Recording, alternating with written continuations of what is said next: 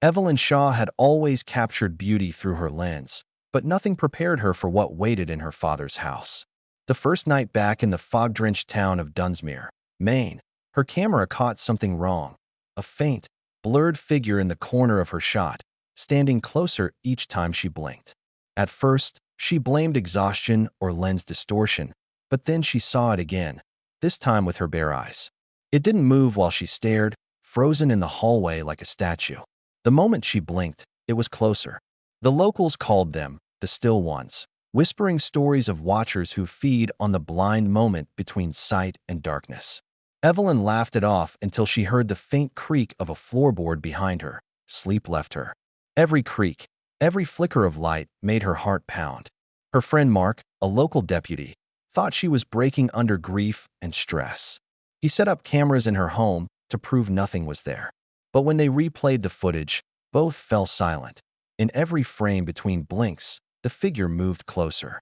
Not walking, not sliding, but appearing. When the lights flickered, Evelyn's phone rang. A voicemail from her dead father whispering, "Keep your eyes open."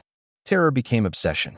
Evelyn searched her father's belongings for answers and discovered an old 1960s camera covered in dust. Inside, a roll of undeveloped film waited. She processed it and froze. Every photo showed the same faceless silhouettes surrounding her childhood home. They'd been there long before her.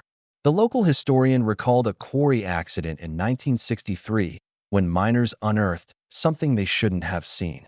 Rumors said anyone who stared into the dark tunnels never came out the same.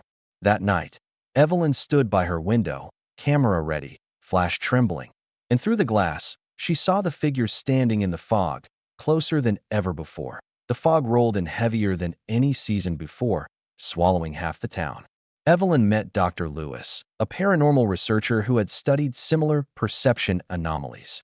He believed the entities weren't ghosts, but living gaps in awareness. They existed only when unseen. The more people noticed them, the stronger they became. Reports spread across Dunsmuir of people freezing mid-step, their eyes open, unmoving.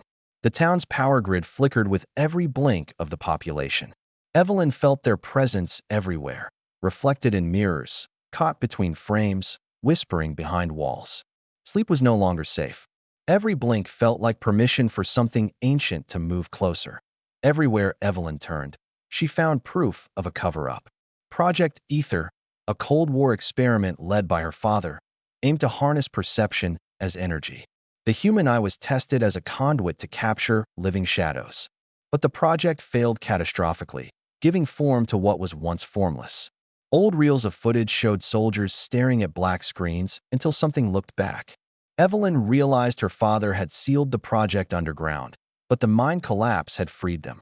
Now, cameras, reflections, even thought itself gave them passage.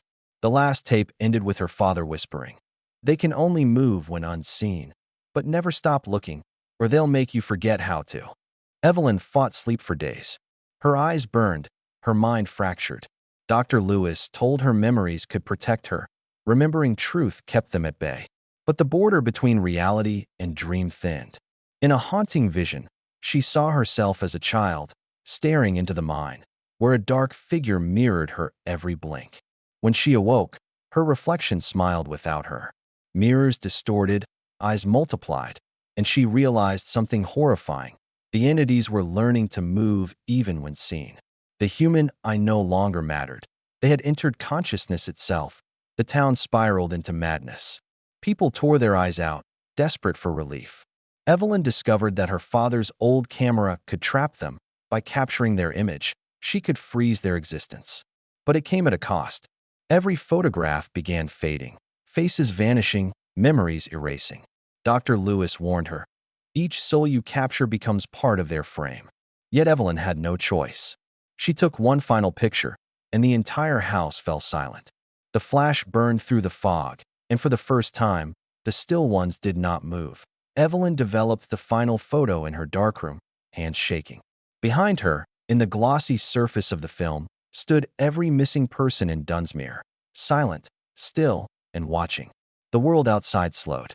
People blinked less, movements lagged, and light dimmed unnaturally. Evelyn understood now. They had never been outside her vision. They had always been inside it.